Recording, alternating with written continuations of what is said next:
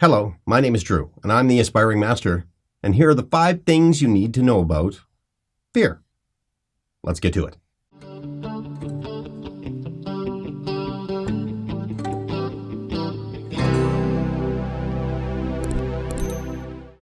First off, let's define what we mean by fear.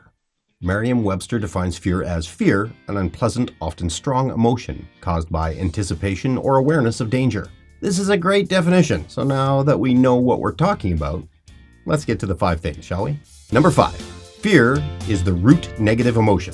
Fear is the root cause for almost all negative emotion. When we're afraid, we experience the fight or flight response in the body, and this gives rise to what we call anger, fight, or the 2 flight emotions, paralysis or actual flight. Frustration, irritation, hesitance, anxiety, and a huge host of other lesser negative emotions are just derivatives of fear, and many of them are triggered by anger. This is why I say that most, if not all, negative emotion is derived from fear.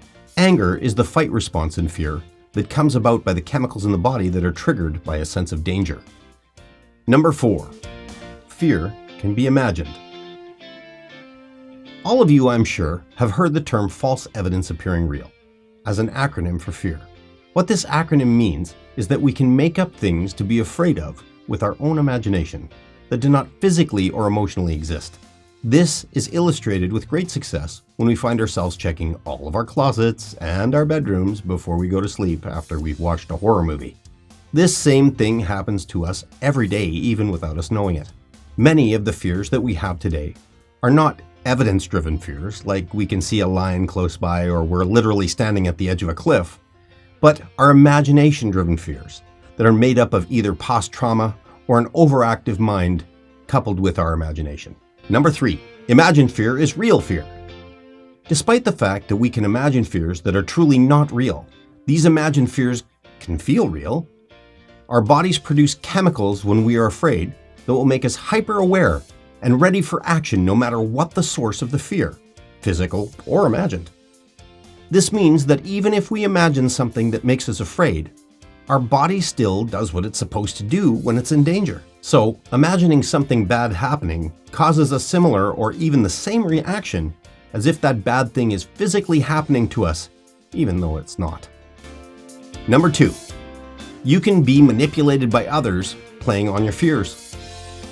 We can do some crazy things when we're afraid, even doing irrational things to protect ourselves from people or situations that we fear. Because of this fact, others can tap into our paranoia to get us to do things. For example, have you ever witnessed somebody giving a child a candy when they're throwing a tantrum? Whether the child knows it or not, the tantrum is designed to get them the candy. So what is the manipulation?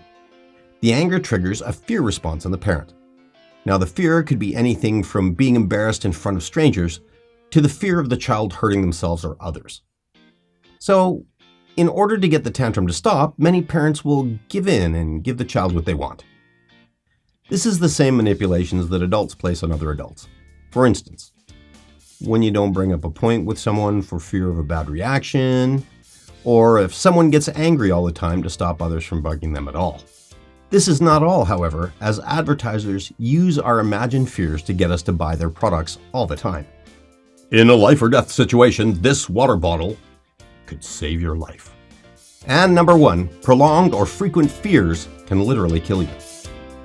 The chemicals that are released by the body when we're afraid, adrenaline, cortisol, epinephrine, and norepinephrine, are very strong and prepare the body for the fight or flight response. They tighten muscles, convert fats into energy, speed up the heart rate, dilate blood vessels, and other things to get us into the state to defend ourselves from danger. As you can imagine, if our body is in a perpetual state of readiness, it can severely impact our health. Adrenaline alone in excess can cause very severe heart damage. Knowing this, it is needless to say that prolonged states of fear can cause long-term complications and can even stress conditions that one already has. From this understanding, fear or anger management in one's life, just like eating the right foods, can help with your long-term health. So that's it for the top 5 things you need to know about fear. Please feel free to leave your comments and suggestions in the comments below. Also, If you like this video, please click the subscribe button and make sure to turn on notifications so that you know when I post the next videos. Thanks for watching and stay tuned for a new top 5 in the future.